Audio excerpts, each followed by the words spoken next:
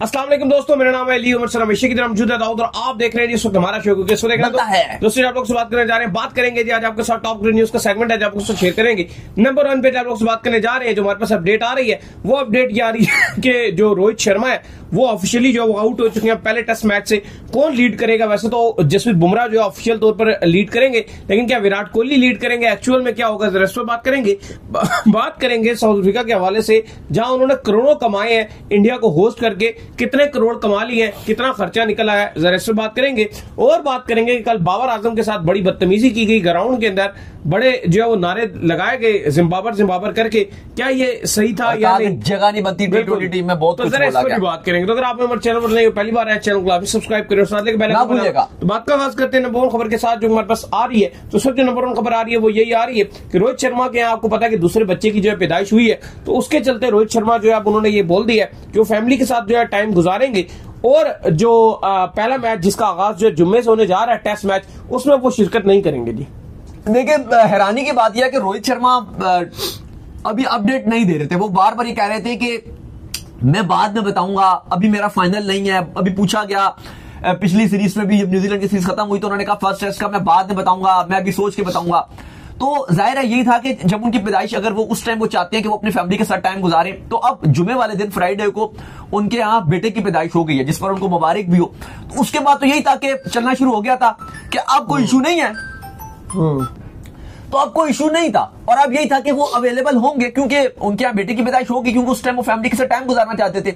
अभी भी अगर वो एक हफ्ता या कुछ, अगर कुछ 2-3 दिन अगर वो रहना चाहते थे फैमिली के साथ, तो रहकर टीम को ज्वाइन कर सकते थे। लेकिन इसके बाद भी उन्होंने ये डिसाइड कर लिया कि नहीं, मैं अभी भी नहीं जा रहा, मैं ऑस्ट्रेलिया और मैं अपनी टीम, अपनी जो फैमिली उनके साथ ही टाइम गुजारूंगा। तो ठीक है, चलो अब ये उनका अपना फैसला, वैसे भी अपने कैरियर के आखिरी अख्तिताम पर, और वो चाहते हैं कि मैं अपनी फैमिली को ज्यादा से ज्यादा टाइम दूं, और उन्होंने ये डिसाइड कर लिया। लेकिन ये अपडेट आई है कि जो एडिलेड में सेकंड टेस्ट मैच खेला जाना है, उससे पहले जो 2 डेज का जो पिंक बॉल प्रैक्टिस मैच होगा ऑस्ट्रेलिया की प्राइम मिनिस्टर लेवन के साथ, उसमें वो शिरकत करेंगे। लेकिन अली अब डायरेक्ट आ गई ये बात कि जसप्रीत बुमराह कप्तानी करेंगे इंडिया की, जो फर्स्ट टेस्ट मैच है उसमें बुमराह कप्तानी करेंगे। अब इसमें जो इंटरेस्टिंग चीज है, बहुत ज्यादा मजेदार, वो ये चीज आ रही है कि बुमराह आपको पता है बड़े सादे से बंदे हैं, फुल टाइम तो कप्तानी करते भी नहीं है। विराट कोहली का नाम अब ऐसे आ रहा है कि ज्यादा लीड करते हैं वो, कि विराट कोहली ऐसा लगेगा फ्रंट पे कि वो लीड करेगा, क्योंकि बुमराह ज्यादा बॉलर भी है, थक भी जाता है, क्योंकि सारी जिम्मेदारी भी बुमराह के कांधों के ऊपर है, क्योंकि ऑलरेडी फास्ट बॉलिंग थोड़ी सी कमजोर हुई है इंडिया की।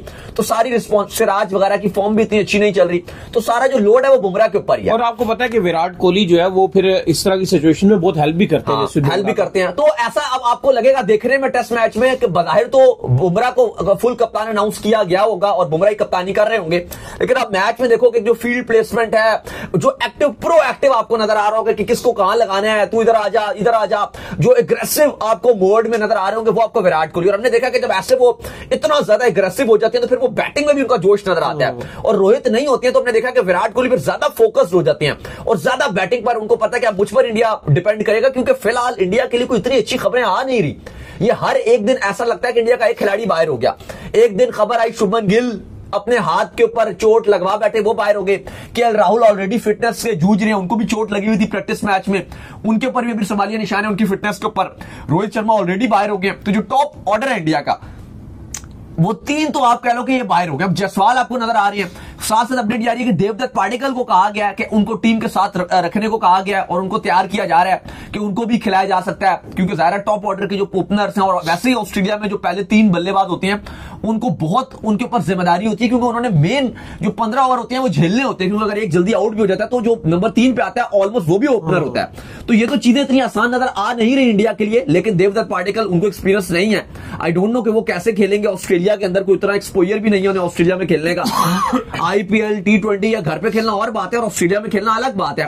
तो इंडिया के लिए खैर चैलेंज रहेगा। मैं तो ये चाहता हूं कि इस मुश्किल मौके पर इंडिया को चाहिए कि राणे या पुजारा में से किसी एक को ये टीम के साथ रख ले, दोनों को ना रखें, लेकिन पुजारा रहाणे में से जिनको एक्सपीरियंस भी है, रहाणे ने सेंचुरी भी मारी है ऑस्ट्रेलिया में, पुजारा ने कमाल किस्म की इनिंग्स खेली और दोनों इन टच हैं, दोनों इंडिया में भी डोमेस्टिक भी खेल रहे थे, दोनों बाहर भी जाके अक्सर पुजारा तो आपको पता है इंग्लैंड में जाके काउंटी भी खेलते रहते हैं, तो दोनों को एक्सपोजर भी है और दोनों इस टाइम फिट भी हैं। जितने दोनों स्क्वाड में नहीं है ना, नहीं अभी स्क्वाड में डालने पड़ेंगे ना, जैसे प्लेयर्स हैं, आप शुभमन गिल का एक टेस्ट मैच में बाहर हो गए, वो राहुल का पता नहीं है, रोहित शर्मा ऑलरेडी बाहर हो गए। राहुल तो वहां गए रहे लेकिन परफॉर्म कुछ भी नहीं कर रहे, चोट भी लग गई है ना, चोट भी लग गई है ना, तो चोट भी लग गई है ना, फिटनेस भी नहीं है, चोट भी लगी हुई है, तो 3 खिलाड़ी के ऊपर तो 2 तो इनमें से आप कहो कंफर्म भी बाहर है, रोहित और शुभमन गिल, और तीसरे राहुल भी 50-50 है कि वो फॉर्म भी नहीं है और प्लस रोला भी चल रहा है। लेकिन बहरहाल हम ये बात कर रहे थे कि अब ऐसे में विराट कोहली, हमेशा ऐसा रहता है कि जब इंडिया ऑस्ट्रेलिया का टूर करता है तो फिटनेस मसाइल रहते हैं, इंडिया के एकदम प्लेयर बाहर होना शुरू हो जाते हैं और फिर ये होता है कि भाई कौन खेलेगा, याद आपको लास्ट टाइम सहवाग करते मुझे खिला लो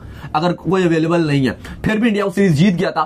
तो इंडिया ऑस्ट्रेलिया की सीरीज जज्बे के साथ खेली जाती है और उम्मीद की जा रही है कि अच्छी और मजेदार सीरीज होगी, और हो सकता है कि बुमराह तो आपको कप्तानी करते हुए नजर आए, लेकिन एक्चुअली में जो कप्तानी कर रहे होंगे वो शायद विराट कोहली कर रहे होंगे। इसके बाद जो अपडेट आ रही है जी वो आ रही है साउथ अफ्रीका के हवाले से। तो आपको पता है कि साउथ अफ्रीका और इंडिया के दरमियान जो है वो 4 T20 जो है वो खेले गए थे।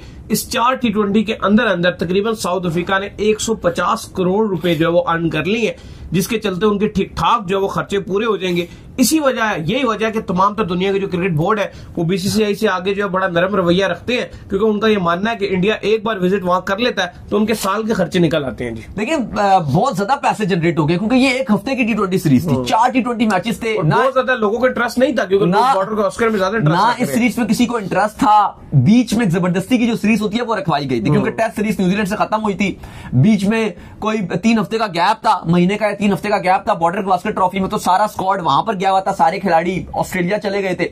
बीच में एक जो दूसरी टीम थी इनकी, सूर्य कुमार यादव और बाकी जो टेस्ट स्क्वाड का पार्ट नहीं होते, हार्दिक, रिंकू, तिलक वर्मा वगैरह, उनको भेज दिया गया था साउथ अफ्रीका के, जाओ जी 8 दिन का टूर है, 4 T20 मैचेस हैं, जाकर खेल लो वहां पर। और उसके बाद तिलक वर्मा और सज्जू ने तो खैर वहां पे कमाल ही कर दिया। और अब सिचुएशन आप देखिए, सिनेरियो देखिए कि इस सीरीज से साउथ अफ्रीकन क्रिकेट बोर्ड को जो 8 दिन की सीरीज थी, इससे उनका सालों साल का खर्चा जो एक पूरे साल खर्चा उनका निकला है 150 करोड़ की अर्निंग हुई है। इंडियन रुपीस में तकरीबन 50 करोड़ और पाकिस्तानी रुपीस में ये 150 करोड़ से भी ज्यादा बनते हैं, पीकेआर में 150 से भी ज्यादा, क्योंकि पाकिस्तान की अगर आप क्रिकेट बोर्ड की बात करते हैं, जो पाकिस्तान क्रिकेट बोर्ड अपनी 2.5 साल की जो सीरीज बेच रहा था उसके पाकिस्तान को रेवेन्यू तकरीबन 100 करोड़ भी पूरा नहीं मिला। पाकिस्तान को 100 करोड़ आई थिंक इतनी की अमाउंट थी जो पाकिस्तान को मिली है 2.5 साल की होम सीरीज की, जिसमें बहुत सारी सीरीज है। तो साउथ अफ्रीका ने सिर्फ 4 T20 खेल के इतना पैसा जनरेट कर लिया। क्या बात है। तो ये भी एक उनके लिए बल्ले बल्ले हो गई है। बाकी अगर आप देखो, कल से होबार्ट में पाकिस्तान और ऑस्ट्रेलिया का भी 3rd T20 मैच खेला जाना है, उसमें भी कहा जा रहा है एक तब्दीली पॉसिबल है कि नसीम शाह जो फिटनेस मसाइल से भी जूझ रहे हैं उनको बाहर किया जाएगा, प्लस जानदाद को डाला जाएगा। लेकिन अली साहब, हेड कोच आकिब जावेद के हवाले से चीजें चल रही है जी, आकिब जावेद को हटाया जा रहा है, अच्छी नहीं चल रही, नहीं हटाया नहीं जा रहा, सॉरी जसप्रीत को हटाया जा रहा है, आकिब जावेद को लगाया जा रहा है। आकिब जावेद साहब जो है वो आ रहे हैं, और जैसे पाकिस्तान में होता है कि पहले कोई भी क्रिकेटर जो है वो किसी ओहदे पर आता है, सिलेक्टर या कुछ भी आता है, फिर आते साथ जो है ना जो आपका टॉप कोच होता है उसके खिलाफ वो रिपोर्ट तैयार करता है और फिर जो वो इस ओहदे के ऊपर जो सवार हो जाता है। इससे पहले भी हुआ है जब मिसबाहुल हक जो है आए थे, खुद ही 2019 के बाद मिकी आर्थर के खिलाफ उन्होंने रिपोर्टें तैयार की, मिकी आर्थर को बाहर किया, फिर खुद ही हेड कोच भी बन गए, सारा कुछ बन गए, खूब उन्होंने बैठ कर जो है वहां पर मजे लूटे। भाई साहब अभी भी मेंटोर के मजे जो है मिसबाहुल हक साहब जो है वो लूट रहे हैं। और फिर उसके बाद आकिब जावेद साहब आए, सिलेक्शन में अच्छा काम किया, 2 सीरीज पाकिस्तान जीता, टेस्ट जीता पाकिस्तान, ओडीआई जीता पाकिस्तान ने कम बैक किया, बेहतर क्रिकेट खेली। लेकिन अब वही रूटीन दोबारा दोहराते हुए जो है वो जो आपकी जिम्बाब्वे सीरीज होगी, जो साउथ अफ्रीका सीरीज होगी, उसमें हेड कोच की फराइज सर अंजाम देने के लिए जा रहे हैं। तो मुझे लगता है कि उनको मना कर देना चाहिए और अपनी रेपुटेशन को बरकरार रखना चाहिए। जब इतनी इज्जत मिल रही है तो क्या जरूरत पड़ी? जब इतना अच्छा काम कर रहे थे आप, सिलेक्शन कमेटी में थे आप, इतना अच्छा काम कर रहे थे, तो मुझे समझ नहीं आती कि पाकिस्तान में हर कोई अपने काम से काम क्यों नहीं रखता। जरूरत नहीं थी, हमेशा दूसरे के काम में क्यों टांग अड़ाता है। कि अब ये आ रहा है जी कि जैसन गिलेस्पी को वो हटाया जा रहा है और टेस्ट में भी उनको हटाया जा रहा है और साउथ अफ्रीका में भी कोचिंग जो आकिब जावेद करेंगे। मैं तो इसको लाइक नहीं करता भाई, आप अपना काम कर रहे थे, अच्छा खासा काम आप ठीक ठाक कर रहे थे, आपको पाकिस्तान में तारीफें भी मिल रही थी, हम भी खूब प्रेस कर रहे थे, हर बंदा आपको अच्छा कह रहा था, लेकिन आप जबरदस्ती दूसरे के काम में घुस रहे हो, ये मुझे तो चीज समझ नहीं आती। खैर, इसके बाद जो अपडेट आ रही है जी हमारे पास वो आ रही बाबर आजम को लेकर। तो बाबर आजम के साथ जो दूसरी T20 उसमें बड़ा दिल खराश वाकया पेश आया। जहां पर फैंस ने खूब जो उनके खिलाफ नारेबाजी की। इवन कहा गया कि जी इनकी टीम में जगह ही नहीं बनती, तेरी टीम में जगह नहीं बनती, ये है वो है। देखो बड़ी गलत बात है। जो भी है, बाबर आजम पाकिस्तान के एक अच्छे खिलाड़ी हैं, एक स्टार खिलाड़ी हैं, उनके नाम के ऊपर ठीक ठाक फैंस जो है पाकिस्तान में भी इकट्ठे हो जाते हैं। तो इस तरह की चैंट्स करना, इस तरह अपने ही खिलाड़ियों को जाकर जो इस तरह से जलील करना, ये बहुत गलत बात है जी। नहीं देखो, जिस तरह से ये वाकया पेश आया सिडनी में पाकिस्तानी फैंस से, लाहौर के वो फैंस थे, क्योंकि नजर आ रहा था उन्होंने अपनी थोड़ी बहुत शक्ल भी बोली, अपनी शक्ल भी दिखाई, और जो लाहौरी स्टाइल, टिपिकल पंजाबी थी, लाहौरी की स्टाइल की आप जो बोली होती है वो थी। तो लाहौर के खैर फैंस थे, खैर वो कहीं के भी हो सकते हैं फैंस, तो वो बात नहीं है। लेकिन बात यह है कि जिस तरह से वो बाबर को कह रहे थे कि भाई तेरी तो टीम में जगह नहीं बनती, और फलाना ढमकाना, फील्ड पे बाउंड्री में फील्डिंग कर रहे थे बाबर आजम। देखो ठीक है, आप बात कर सकते हो, हम भी बात करते हैं कि जी बाबर आजम या रिजवान दोनों अच्छा नहीं खेले, रिजवान ने बहुत ज्यादा गेंदें खेल गए, क्रिटिसाइज किया गया जो भी था। लेकिन आप वो बाउंड्री पे खड़े हुए हैं, आप जिस तरह से रवैया आपका है वो जस्टिफाई नहीं करता। आप जिस तरह से ये बात कर रहे हो और जिस अंदाज में बोल रहे हो, उनको बुरा बुरा बोल रहे हो, उन्होंने देखा भी, उनको गुस्सा भी आया बाबर आजम को, फिर उन्होंने इग्नोर किया, फिर दोबारा उन्होंने कोशिश किया कि फोकस जो है वो दोबारा मैच में रखें, फिर उन्होंने किया, उन्होंने फिर ऐसे पीछे मुड़ के जो है वो देखा। तो ये थोड़ा सा जो है वो बिहेवियर बड़ा, फैंस जब इस तरह से बिहेवियर दिखाते हैं तो ये बिल्कुल चीज समझ नहीं आती है, ना ये अच्छी होती है, ना इसको सपोर्ट किया जाना चाहिए। हाँ, जब प्लेयर्स बदतमीजी कर जाते हैं फैंस के साथ, छोटी मोटी बात पे एकदम से गुस्सा हो जाते हैं, हम तब भी बात करते हैं कि भाई वो फैंस हैं, वो आपसे सेल्फी ले रहे हैं, इसमें कोई बुरी मानने वाली बात नहीं है। जैसे बाबर आजम की बात है, अक्सर फैंस उनके पास आ जाते हैं, वो अक्सर रवैया उनका खराब रहता है, तो हम उस टाइम बाबर आजम को कहते हैं कि भाई आपका क्या रवैया रहा है, क्या आपने फैंस को बोला है कि यार आप इतना आपका मिसबिहेव आप कर रहे हैं। जैसे कुछ 4, 5, 8 लोग उनके पास इंग्लैंड में तस्वीर खिंचवाने आ गए, बाबर आजम ने उनके साथ तब गए उनके ऊपर कि भाई क्या है, तुम लोग दूर रहो, ये रहो, फलाना रहो। तो उस टाइम हमने बाबर आजम को बोला। लेकिन अभी इस तरह से, जिस तरह से उन पर क्रिटिसाइज, उनको गलत अल्फाज इस्तेमाल किए गए, मेरे ख्याल से ये मुनासिब नहीं है। पाकिस्तान के कप्तान रहे हैं साबिक, प्लस वो पाकिस्तान के अगर आप देखो बहुत ही रिस्पेक्टिव अगर आप क्रिकेटर उनको बोलो, इस टाइम करंटली जितने क्रिकेटर्स हैं उनका नाम बड़ा ऊंचा रखा जाता है। बेशक उनकी फॉर्म नहीं है, लेकिन इस टाइम पाकिस्तान में सबसे अच्छा अगर बैटर बोलो, जो भी आप कहो, बेशक उनकी अच्छी फॉर्म नहीं चल रही, लेकिन फिर भी आप और हमेशा हम सबको पता है कि बाबर आजम सबसे अच्छे बैट्समैन ही करार दिए जाते हैं। लेकिन उसके बावजूद इस तरह का रवैया मेरी तो ये समझ से बाहर है, और इस तरह का रवैया नहीं होना चाहिए था। तो उम्मीद करते हैं आज तुम्हारे शौक का वीडियो को लाइक कीजिए, हमारे चैनल को सब्सक्राइब कीजिए, साथ लेके बेल आइकन को बजाइए। एक और काम कर लीजिए, वही कर लीजिए, हमारे फेसबुक पेज को भी फॉलो कीजिए, लिंक डिस्क्रिप्शन में मौजूद है। आप सुनते हैं नेक्स्ट वीडियो, तब तक के लिए अल्लाह हाफिज़, बाय।